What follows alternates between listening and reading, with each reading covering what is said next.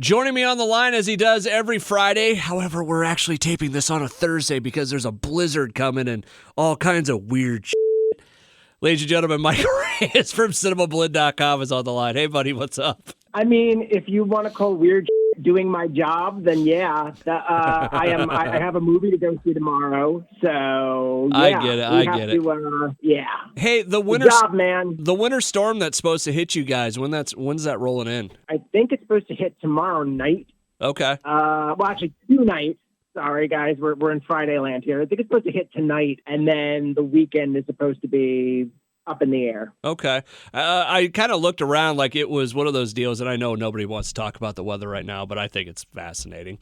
But I saw like it was like maybe like 3-4 inches here. There's one place where it's like 6-8, and then there's like 14 plus in a couple places. Yeah.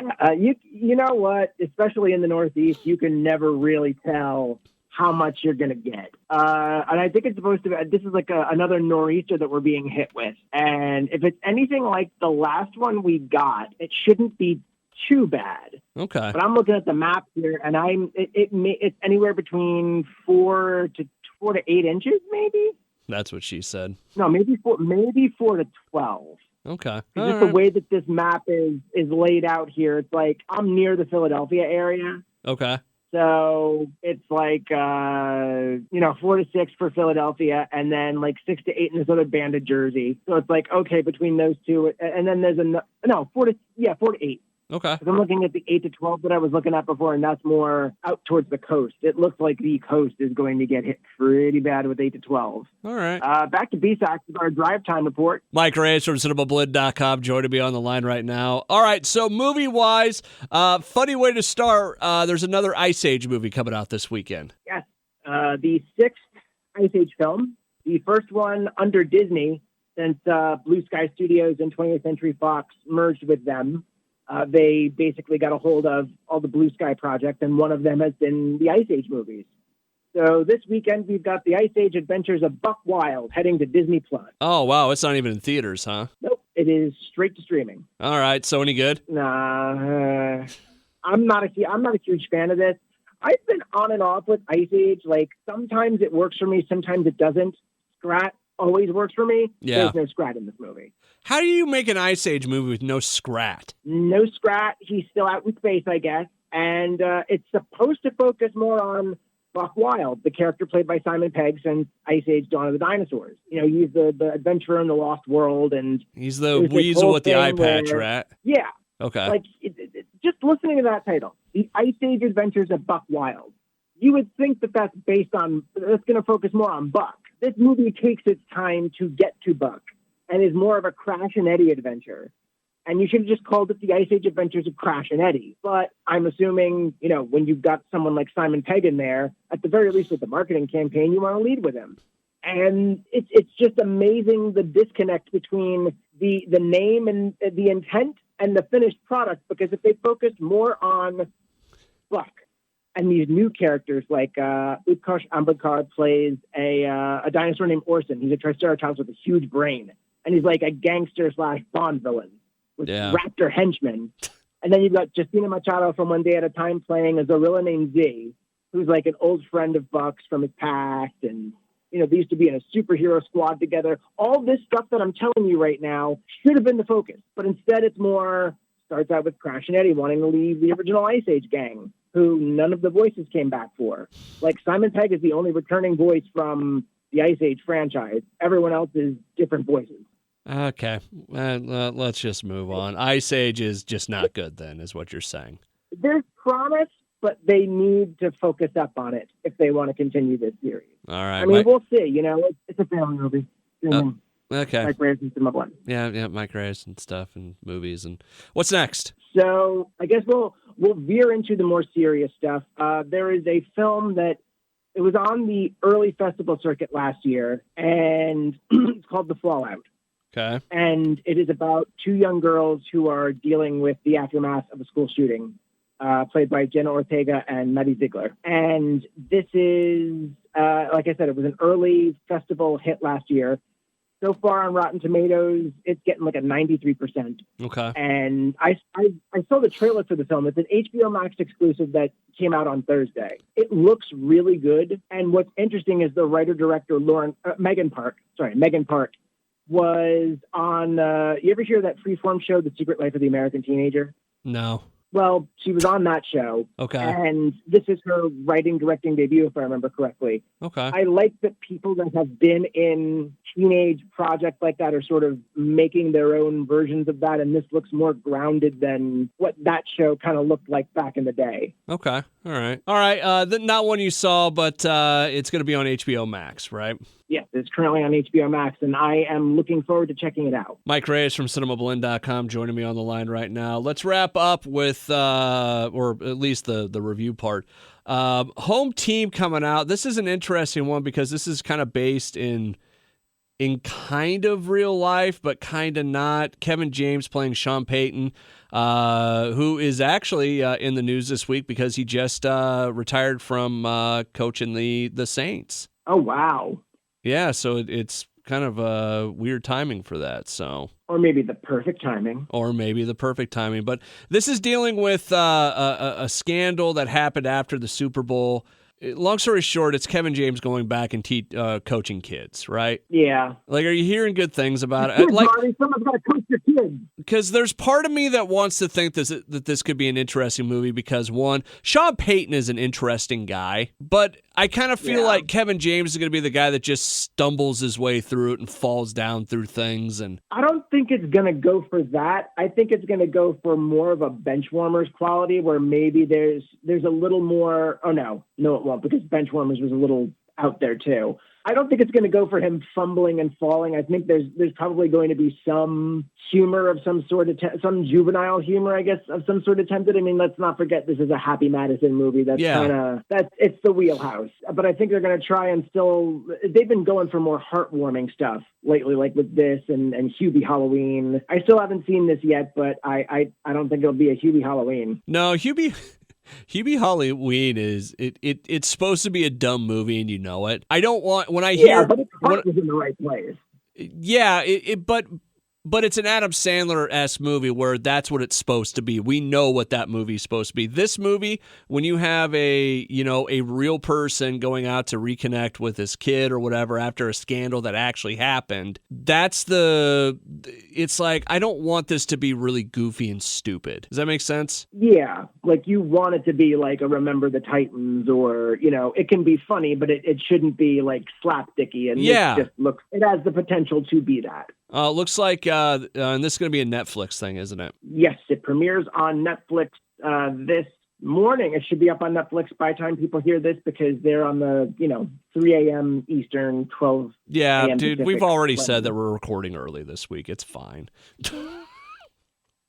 I'm just letting people know. Mike Reyes from Cinemablend.com joining me on the line to talk about movies and stuff. All right, so over on the world of movie news, we were talking about this a little bit off the air. You started to explain it, and it made zero sense to me. What's going on with Minnie Mouse? So, designer Stella McCartney designed a pantsuit for Minnie Mouse as part of Disneyland Paris's 30th anniversary celebration. Okay. And, this year it's 30 years since the park opened, and, Disney loves to splash out and do a big thing. Okay. And there have been mixed reactions because some people just don't like the design. They don't like the colors. There's other opinions from certain news networks we won't name that are just ridiculous. It's an anniversary redesign. Minnie Mouse isn't going to permanently change. Okay, this is coming from somebody that has watched a lot of Disney over the last couple years. They change clothes a lot. I don't get why this is an issue. They think they're people? Hell, just about every Minnie Mouse thing that I've watched, I mean, she's usually wearing something different. We give a shit that she's wearing a pantsuit? I know.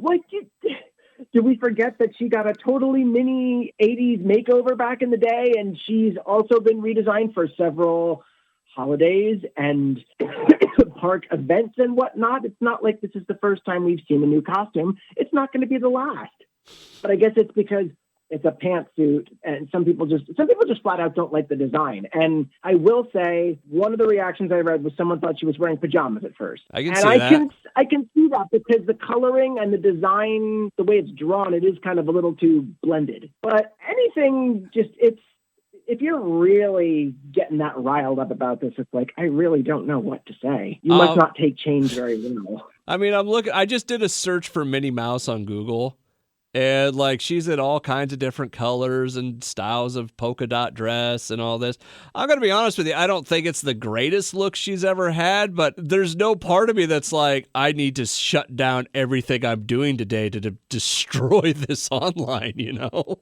I know. Like, I literally have a bag of coffee from last Christmas, and it's Mickey and Minnie with scarves and hats. It's like, or is that the next thing? You're not going to, like, you know, scarves and hats for, like, there's an Easter coffee out right now for them, and they've got bunny ears on. Is that going to be, you know, where is the line?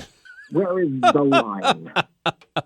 Mike Reyes from Cinemablend.com joining me on the line. What else is going on in the world of movie news? Something very interesting involving the new Doctor Strange movie. Okay. Now, as everybody has known, there were reshoots that were done after Far From Home, or No Way Home, because apparently the way that movie turned out kind of influenced some changes that I guess they wanted to make. Yeah. And, you know, these days you could pretty much go to like 6 weeks, I want to say. I think the figure I once heard was you can go to 6 weeks before a movie opens and you can still make changes to it. And someone had asked Sam Raimi if Doctor Strange 2 was done. And this is his full quote.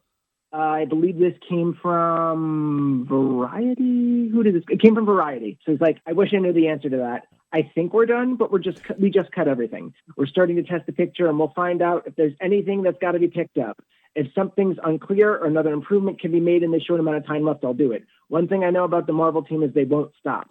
They'll keep pushing it until it's as close to being great as it could. And there's another thing I just remembered in terms of Spider-Man. Did you see the concept art that was leaked? Well, I don't know if it was leaked, but that was on Twitter this week. Off the top of my head, I don't know. Mysterio almost fought Doctor Strange. Oh, that's right. I did see that. Yes. The other one I saw, somebody had like a screenshot of a credit thing, and it had like all of the like different characters that might be a part of this in it. I also saw the thing, the guy that did for the Portuguese cut of No Way Home, the voice actor that dubbed Tobey Maguire's part, took a picture with somebody, and it was up on social media or whatever.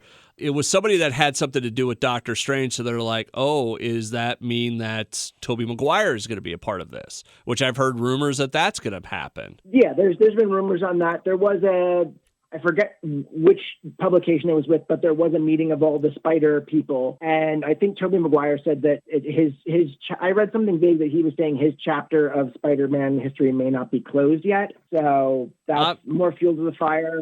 I'm completely fine with that.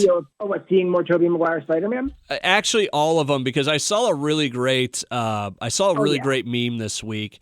And it was, you have all of the different people like talking about, like off the air we were talking about, or maybe it was on air or off air, I don't remember, but we were talking about Star Trek, and you have the people that argue who is better, Kirk or Picard. You have people arguing about who is the better Doctor Strange. All these different arguments out there, and then you have the Spider World come together, and it's like they're all awesome, and all the fans love them. It's just another reason I love Into the Spider-Verse, because that laid the groundwork for all of this multiverse stuff, especially the Spider-Man. And it's nice to see the different incarnations together. They've already referenced it in the Spider-Verse comic book. Like there's apparently, I think there's a Spider-Verse, I think it was Spider-Verse issue 2 of a book that's running right now. And there's 2 spider incarnations that are like, oh yeah, I saw a guy that looked like the guy from Seabiscuit. Oh yeah, mine looked like the guy from The Social Network. Yeah. It's beautiful that they embrace it, and that's what we should be doing. And I, especially now that I think about it, after that scene between Tobey Maguire and Andrew Garfield in a lab, and he tells him, yeah, it worked out with MJ. You want to see it's more. Like, what if Andrew Garfield Spider-Man finds his MJ. I'm And A-okay with remembers that. what Toby said. Okay, so let me, and we're completely off topic of what I think we were talking about with Doctor Strange, but if I was going to make more Spider-Man movies, of course, the Tom Holland one is him dealing with the fallout of, No Way Home, obviously, right? Yeah. Not having backup and support and having to make a new life and resetting everything. If I redid a Tobey Maguire movie, I would do the old man Peter thing where he goes back for like one last fight, that type of thing. There's a whole couple story arcs with that. And then with Andrew Garfield, I would do a Spider-Man movie where Spider-Man is not one of the big parts of the movie. It's him trying to become Peter Parker again, because he said in No Way Home, I don't have time for Peter Parker stuff. So seeing Andrew Garfield, being Spider-Man, trying to reconnect with his past and trying to get past the Gwen Stacy stuff, and like you said, maybe running into a Mary Jane, that I would watch that movie. No, I would absolutely watch that too. It's just they're different characters that are spawned from the same person. And that's what's so beautiful about it. Yeah. And I think that's why the multiverse works so well with Spider-Man. So going back in this essay, I will. I did I saw a thing this morning where they're like, yeah, the names of the different universes were released. I'm like, oh my God. And then I read them like, oh, that makes so much sense. It was like the Raimi verse and the Webb verse. I'm like, really? That's... Can we please just go back to Marvel's designated numerical coding, like the 616 universe or the 999 universe? Yep. The MCU is like 999999999.